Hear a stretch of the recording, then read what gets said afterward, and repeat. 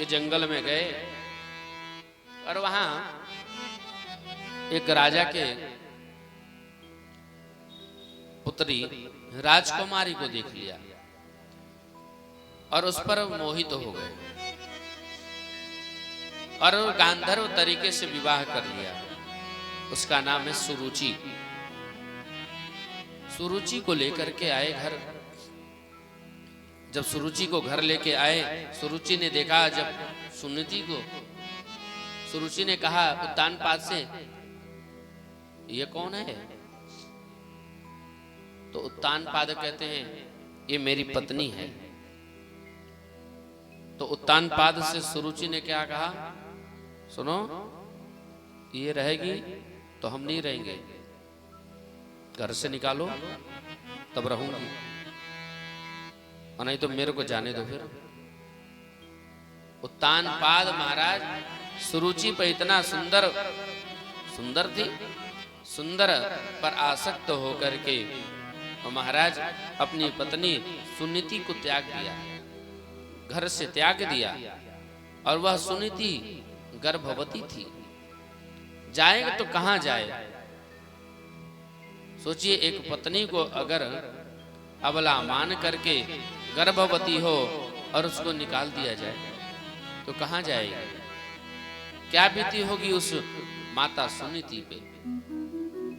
लेकिन फिर भी उसने जाकर के पर्णकुटी बना करके रहने लगी। कुछ वर्ष बाद उसके, कुछ महीने के बाद उसके बालक हुआ और उसने मन में संकल्प किया कि इस बालक को मैं होनहार, विद्वान, तपस्वी, परम भक्त बनाऊंगा। और महाराज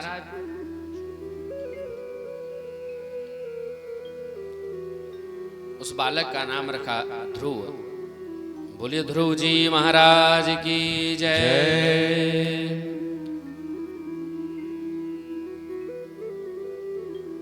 जब थोड़ा बड़े हुए तो सुनीति अपने उस पुत्र को, ध्रुव को लेकर के साथ जाती, संतों की सेवा करती, संतों के मुखारबिंद से कथा का रसपान करती, सत्संग करती।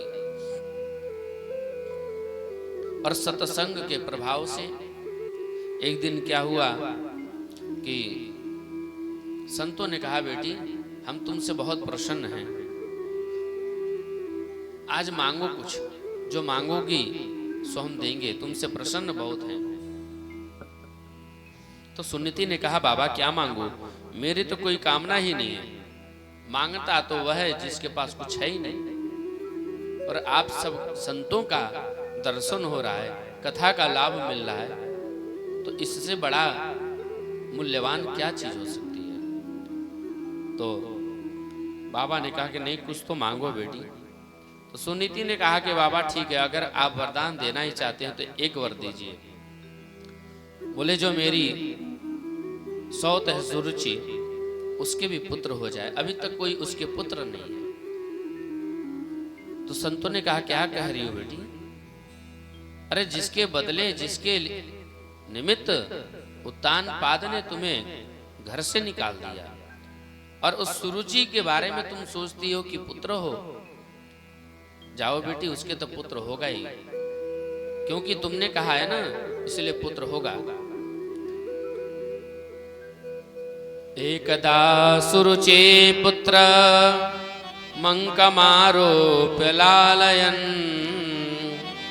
उत्तमं नारुरुक्षन्तम् ध्रुवं राजा व्यनंदत। और सुरुचि के जो पुत्र हुआ, आगे चल करके एक पुत्र हुआ सुरुचि के, और उस पुत्र का नाम रखा गया उत्तम। एक बार ध्रुव जी ने सोचा कि चलूं मैं पिता से मिलने के लिए। तो ध्रुव जी गए अपने पिता से मिलने के लिए। देखते ही ध्रुव जी आह्लादित हो गए और जाकर के पिता उत्तानपाद के गोद में चढ़ने लगे और राज सिंहासन पर बैठे थे। जैसे ही माता सुरुचि ने देखा, तुरंत डांट और फटकार लगा दिया। बोला कि इस गद्दी पर तुम्हें गोद में बैठने का अधिकार नहीं है। तो ध्रुव जी ने क्या, क्यों, ये मेरे पिताजी नहीं है क्या? ये तो मेरे पिताजी हैं। बोले तुम्हारे पिताजी तो जरूर हैं, लेकिन मैं तुम्हारी माता नहीं हूं।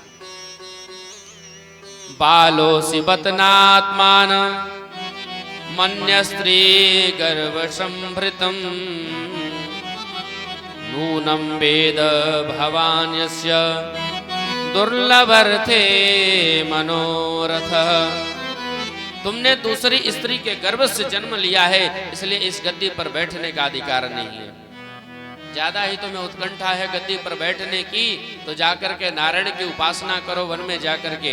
नारायण जब दर्शन दे दें तो कहना माता सुरुचि के गर्भ में चला जाऊं, और माता सुरुचि के गर्भ से जब तुम जन्म लोगे तब इस गद्दी पर बैठने का अधिकार होगा। सुखदेव जी कहते हैं कि आज माता सुरुचि ने माता सुनीति का भी अपमान कर दिया कि तूने दूसरे स्त्री के गर्भ से जन्म लिया है। सुखदेव जी कहते हैं कि परीक्षित, सुरुचि ने अपने इस गर्भ को भगवान से भी ज्यादा बड़ा बना दिया। बात को सुन करके और ऐसे आहत हुए ध्रुव जी महाराज, जैसे सोते हुए सर्प को डंडा मार दिया जाए और देख ले महाराज छोड़ता नहीं है, उसी प्रकार से आज वाग वाणी से आहत हो गए ध्रुव जी महाराज। ये बात ध्रुव जी महाराज को दिल में लग गई और वहां से दौड़ करके गए, जाकर के और अपने माता सुनीति से कहा, मां आप मेरी मां कहलाने योग्य नहीं है। क्यों? क्योंकि मैंने आपके गर्भ से जन्म लेकर के मैंने बहुत बड़ी गलती करी। ऐसा कौन सा गुण विद्यमान है माता सुरुचि में जो आप में नहीं है? मां, मैं माता सुरुचि की एक एक बात का बदला लेकर के रहूंगा। तुम्हारा अपमान किया है उसने और कहा मैं गद्दी पर चढ़ने गया, गोद में चढ़ने गया तो मना कर दिया कि गोविंद से जाकर के कहना जब प्रकट हुए कि माता सुरुचि के गर्भ से जन्म लोगे तब जाकर के इस गद्दी पर बैठने का अधिकार होगा तुम्हें। माता सुरुचि को मैं छोड़ूंगा नहीं, एक एक बात का बदला लेकर के रहूंगा। मां मंगलम तात परे सुमस्सां उक्ते जनो यत् पर दुःखदस्तत् सत्यं सुरुच्याभिहितं भवान् मे यदुर्भगाया उदरे गृहीतः। मां ने तुरंत मुख को बंद कर दिया, बेटा किसी भी प्राणी की अमंगल नहीं करना चाहिए, अमंगल की कामना नहीं करना चाहिए। सुरुचि माता का बुरा हो तुमने क्यों सोचा? अरे हम कौन होते हैं किसी को मारने वाले, किसी को दुख देने वाले, कष्ट देने वाले। और हम लोग क्या करते हैं बात बात में, अच्छा उसने ऐसे बोला उसको हम पार घाट लगा देंगे, उसको मैं छोड़ूंगा नहीं, उसको मैं जान से ही मार दूंगा। ऐसे ऐसे लोग देखे हैं, ऐसे ऐसे वाणी का प्रयोग करते हैं। अरे तुम्हारा क्या अधिकार है भाई किसी की जान लेना, किसी को मारना? जिस परमात्मा ने तुम्हें बना करके भेजा है मानव शरीर का, उसी प्रकार से उसको भी बना करके भेजा है। जिस परमात्मा ने बना करके मानव शरीर का निर्माण करके भेजा है, उसी का एक अधिकार है प्राण देना और प्राण लेना। किसी अन्य मानव जीवन का ये सामर्थ्य नहीं है। मानव जो जीवन मिला है, एक बात तो निश्चित है कि बाद में ये जीवन मिलेगा कि नहीं मिलेगा इसकी कोई गारंटी नहीं है। जैसा आज के समय में गुरु मिले हैं, ऐसा गुरु बाद में आपको मिलेंगे नहीं मिलेंगे इस बात की भी कोई गारंटी नहीं है। और गुरु को भी जैसा शिष्य आजकल और पूर्वांत में मिले हैं, आगे चल करके नहीं मिलेगा, नहीं मिलेगा तो नहीं मिलेगा, ये निश्चित बात तय है। क्योंकि आज के समय में ही महाराज बहुत हम जगह देखते हैं गुरु और शिष्य का जो भाव होता है, परंपरा होता है, सब कुछ धीरे धीरे समाप्त होते जा रहा है। शिष्य बैठा है, गुरु आकर के खड़े हैं, लेकिन शिष्य उठता ही नहीं है। और गुरु कदाचित बैठे भी हैं तो शिष्य आकर के सीधे गुरु के बगल में ही बैठ जाता, उन्हीं के आसन के बगल में। ये जघन्य अपराध होता है, बड़ा ही नरकगामी होता है व्यक्ति। इसलिए जो मानव जीवन मिला है, बाद में मानव जीवन मिलेगा कि नहीं, चाहे कोई सा भी जन्म मिले, कीट का, पतंगा का, जीव का, जंतु का, कोई गारंटी नहीं है कि कौन सा ही जन्म मिले, लेकिन ये जो मानव जो जीवन मिला है इस समय, इसको अपने पुरुषार्थ के द्वारा कल्याण कर लीजिए। बेटा, किसी की अमंगल की कामना नहीं करना चाहिए। जहां गलती का सवाल है बेटा, तो तुमने एक नहीं दो गलती किया। क्या? पहली गलती तो तुमने ये किया कि मेरे गर्भ से जन्म लिया तुमने। अरे तुम्हें तो मेरे गर्भ से नहीं, तुम्हें तो देवलोक में होना चाहिए, तुम तो देवताओं के समान हो। ध्रुव, तुम्हारे में तो देवत्व का वास होता है।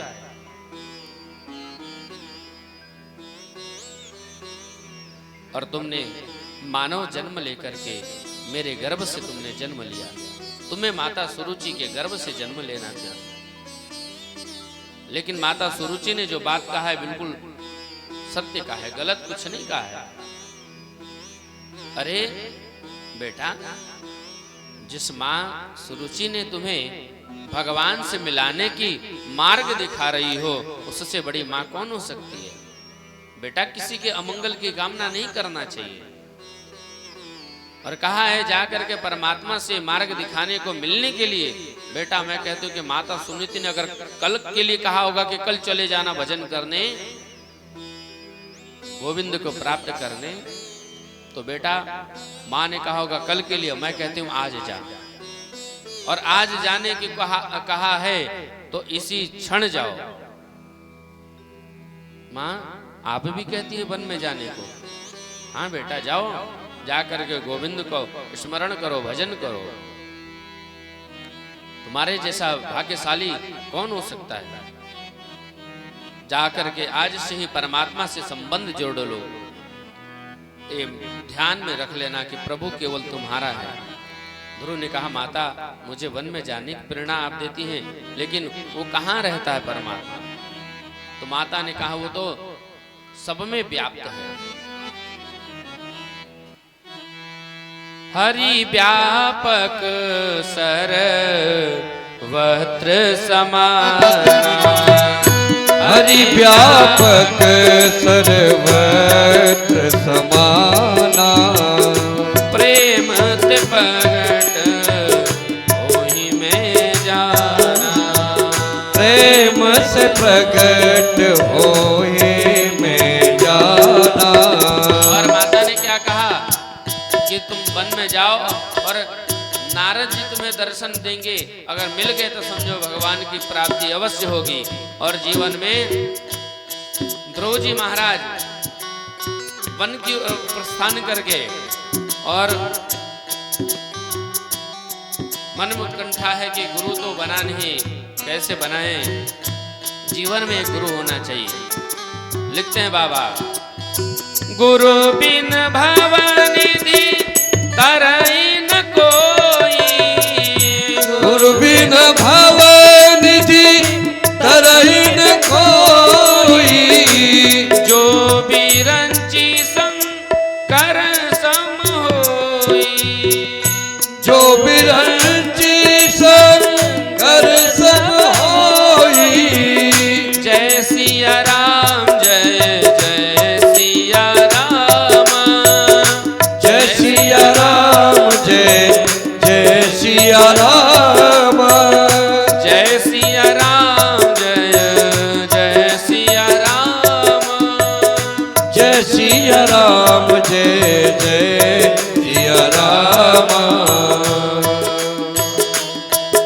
बनवारी रे जीने का सहारा तेरा नाम रे। मुझे दुनिया वालों से क्या काम रे। बनवारी रे जीने का सहारा तेरा नाम रे। दुनिया वालों से क्या काम रे।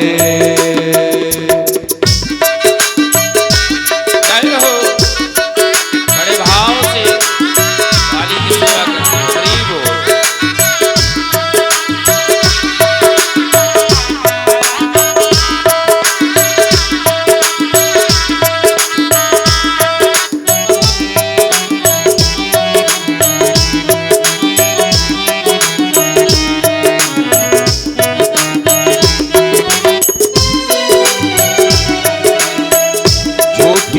दुनिया झूठी माया झूठी है ये माया।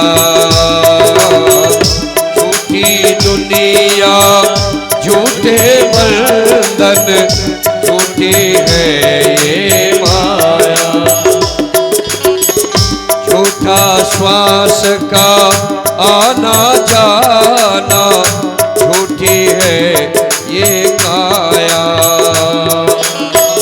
झूठा श्वास का आना जाना झूठी है ये काया।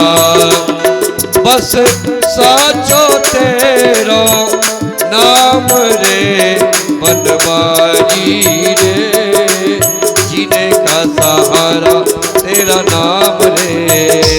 मुझे दुनिया वालों से क्या काम रे। मुझे दुनिया वालों से क्या काम रे। हाँ मुझे दुनिया वालों से क्या काम रे। बोले गोविंद भगवान की जय। श्री वृंदावन बिहारी लाल की जय। जय जय श्री राधे।